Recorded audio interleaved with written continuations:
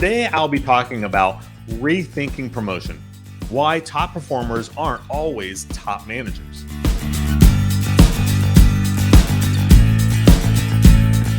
You have a new manager who is realizing that managing their team is different from what they thought that it would be. Going from manager to leader is simple, but it's not easy. The Authentic Leader Show is the podcast for leaders of managers as they transform their new managers into authentic leaders of teams. A common practice, as we all know, is to promote top performers into managerial roles. I mean, you can see how that would be logical. When you have a vacancy, where's the very first place you're going to look? Is you're going to look at your top performers. But there are challenges that face new managers who end up really having little team management experience. So let's just tackle these assumptions just head on, because again, it's easy to assume that your top performers are the easy choice for your new manager role. Now, the common assumption is that, of course, top performers are automatically a great choice for a managerial role. And that may be the case, but it may not be. And I want to avoid the may not be because it happens way too often. I know that in your organization, you're thinking it doesn't really happen as much in our organization. It may be happening more than you realize because they may not always excel in those managerial roles. I'll just give you myself as an example. I was hired into a large corporation. It was really right out of college. I was super excited because it was a large organization, kind of the kind of role I always thought I would get right out of college. So I was super excited about that. And I worked my way up from a completely entry level position. I mean, really, I started at the bottom with everyone else. But over time, I ended up finding where I was especially skilled, and I really found some things I was interested in. And what I did is I ended up leading a project and creating a project, I should say, that really changed the way that the entire department operated. I ultimately even created a job for myself. I saved the department tons of money, and so much, in fact, that I justified the creation of a new position. Now, the new position was not the managerial role that I talked about because I was still really an individual contributor in this new position. But I ultimately did become the logical choice when a manager position became available. And when I was ultimately promoted for that role, I really struggled with managing my team.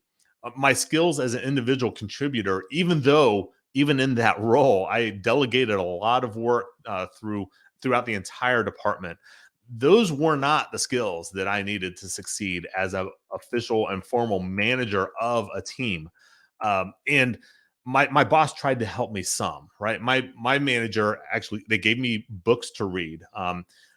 But I had absolutely no training, and that's the common denominator. That's many organizations don't have any kind of managerial or leadership training at all, aside from maybe giving them some books. Here's some books to read and consider that. And I will tell you that some of those books really did help me. As a matter of fact, many of these books are books that I still recommend to the clients that I work with. But I needed really an implementation plan and a way to create my momentum. I had no momentum starting out. I was literally doing all of the heavy lifting on my own. And as I'm trying to figure it out on my own, I know that my boss was frustrated. My entire team, they were also frustrated with how I was managing and leading.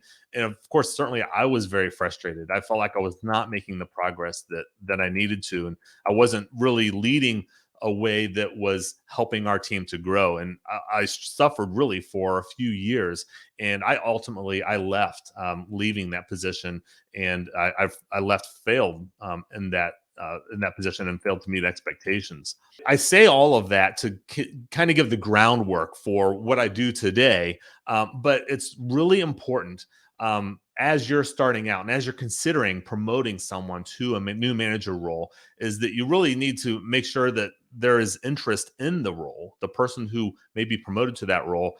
And if there is interest, giving them some exposure to confirm that interest, or if they're not sure, right, let's give them some exposure to find out if that is something that would be a fit for them.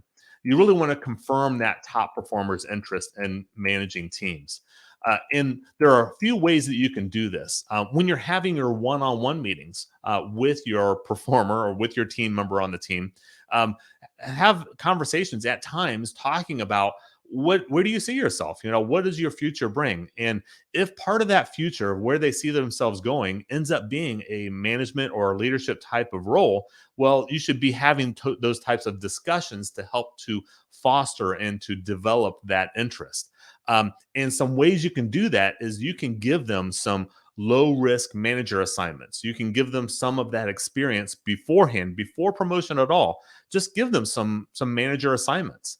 Additionally, give them some feedback. Make sure that you are reinforcing the things that worked well, because lots of times what people forget in feedback is that it's not always the negative. It's not always the things you did wrong. It's also the things you not only did well. You want to know that, but I wanted you to continue to do those things. Here's why those things worked. That's part of learning just as much.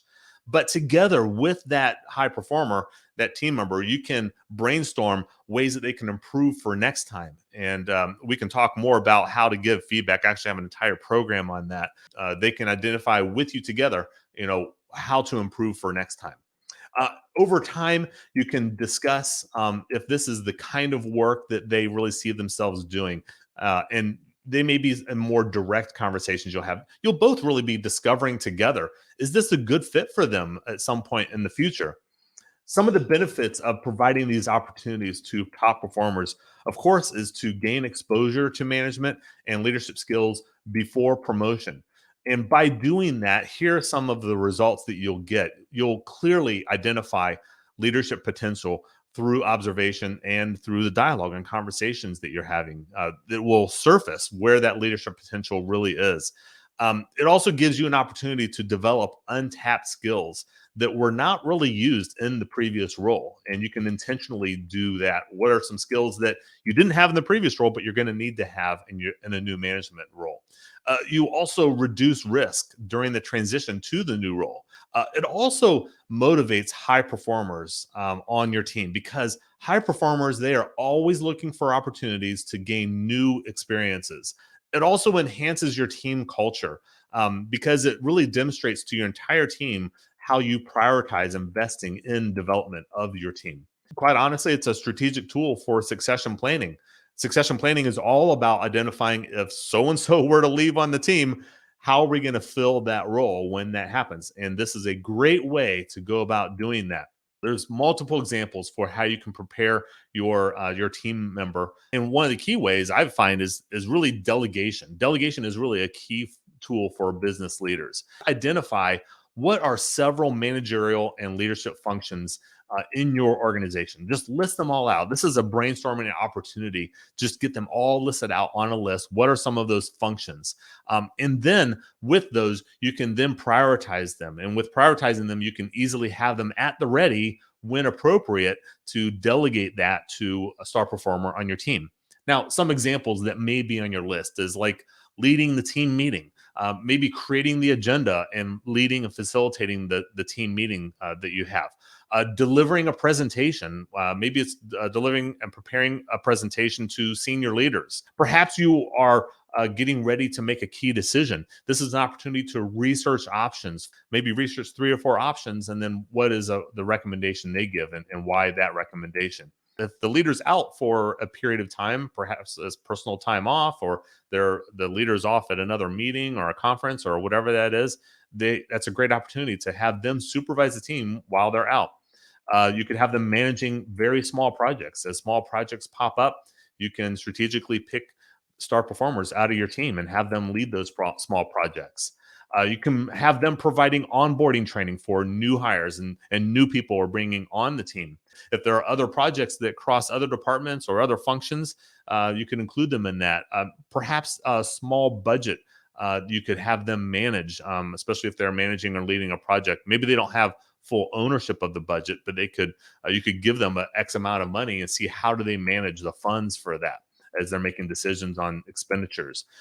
They could be mentors and coaching other team members who maybe have less experience. You can have them do that. You could have them leading brainstorming sessions across the team. Now, I know I just gave you a whole bunch, and there's a whole bunch more, but those are the kinds of ideas that you could be thinking about. You could add to your list of managerial functions. Identify which functions could be strategically assigned, because in every team, in every organization, they might be a little different. Those may not apply to you, the list I gave you. So come up with your own. Additionally, make it part of their leadership development plan. A lot of business leaders don't consider that they could have a leadership development plan for their star performers before that promotion. They don't have to be a leader. They don't have to be in a manager role to create a leadership development plan. If they're serious about wanting to be a manager, you could work together to identify, well, what are some skills and experiences and new learnings that perhaps you'll need to have so that you'll be fully prepared for when that opportunity comes up. Of course, as I said before, provide feedback. Make sure you're clear about what worked well and what could be improved for next time.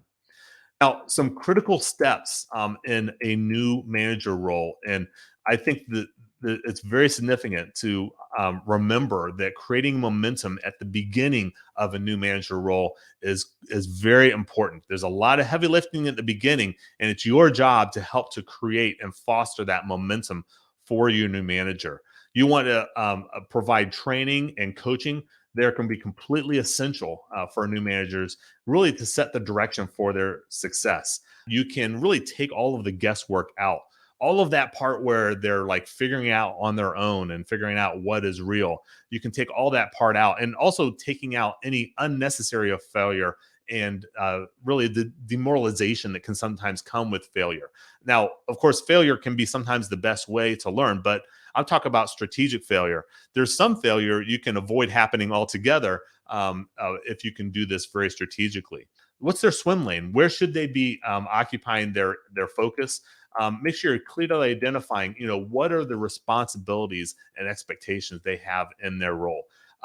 Your new manager should be seeking advice, not only from you, but seeking advice from other successful managers and leaders within the organization and perhaps even outside of the organization. You want to practice and develop communication skills. It's an opportunity for your new manager to practice those skills at every opportunity. Every manager, every leader I've ever worked with, no one has mastered communication skills. You simply can't get enough practice at that. And especially for new managers, do you want to make sure they have that practice?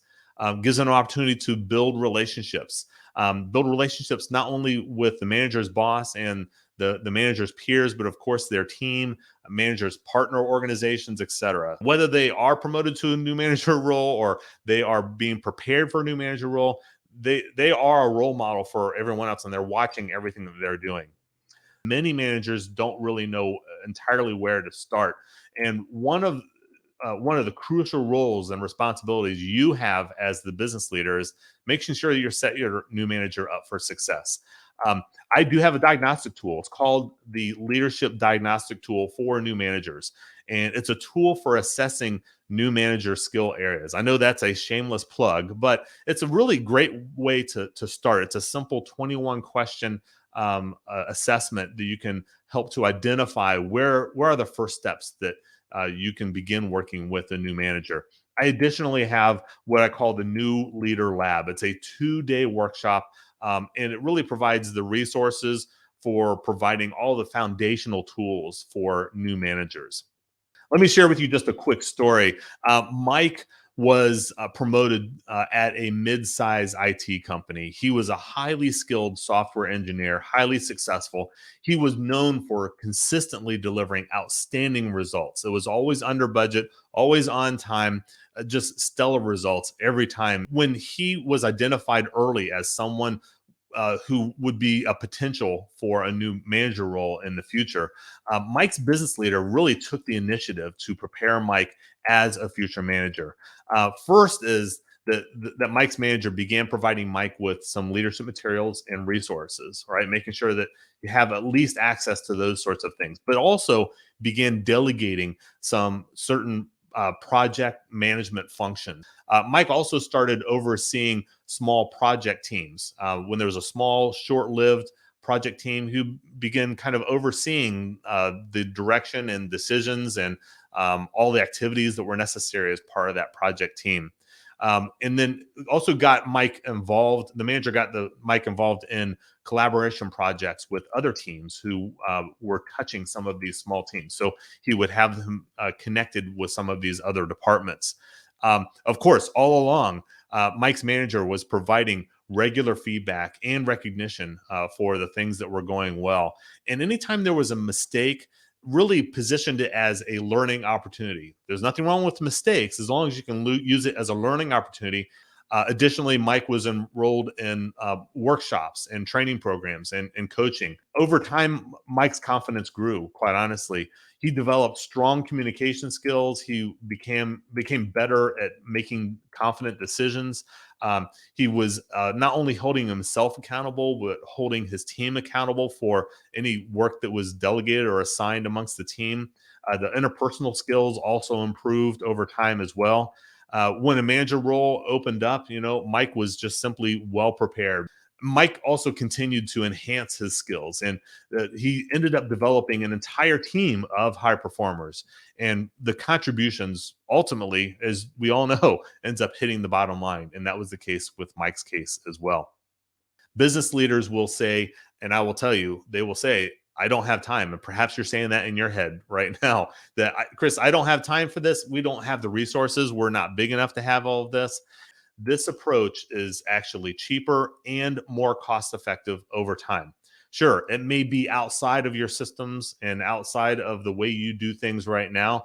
And I want to encourage you to begin implementing some of these things because the pain of implementing the resources and the effort that you'll need to do to develop your potential managers right now up front in the very beginning will have dividends that will pay over the long haul, even if you do just one part of what we talked about here today. New managers, it's not always their fault if they have struggles and challenges and ultimately are not being successful in their role.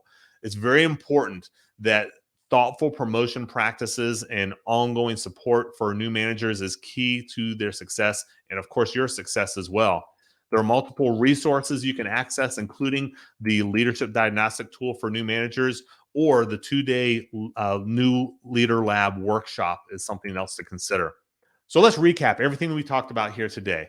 What we talked about is rethinking promotion, why top performers are not always top managers. The first one we talked about is the whole entire assumption about top performers is the easy choice for a new manager role. I mean, I get it, right? It's really easy to assume your top performers are the next manager, but let's remove that assumption. We want to identify and confirm interest of your top performers. Let's identify, and if they are interested, now let's also give them some exposure. That's number two, right? Give them some exposure and help them to see, is this something they really see themselves doing in the future? A critical first step, number three, is for new manager roles is making sure you're creating that momentum and giving them the resources and exposure and experiences that they need. It's really a responsibility for organizations to set new managers up for success and making sure you're giving them the resources necessary. It's very important that there's support from the top leadership down and creating a culture of development for your new managers. Leadership is simple, but it is not easy. Acquiring and developing these skills begins the transition from manager to leader of high performing teams. I'm hired to work with new managers to develop their skills and help them to transform into authentic leaders of teams. If you would like help with your new manager and to help them prioritize where to focus their development first, go to ChristopherRJones.com where you can access the leadership diagnostic tool for new managers. As I said earlier, it's a simple tool with 21 questions. It takes 5 or 10 minutes to complete. You'll get an immediate score as soon as you hit submit, as well as a follow-up detailed report. If you can relate to anything that I shared here today, or you would like to ask me any questions, I would love to talk to you. Just put a comment right here and I'll respond. You can also DM me and reach out to me through my LinkedIn profile. Connect with me on LinkedIn. You can find me on LinkedIn at I am Christopher Jones. You can find more information and other free resources when you go to ChristopherRJones.com. Thank you for joining us today. Please come back next week for another episode.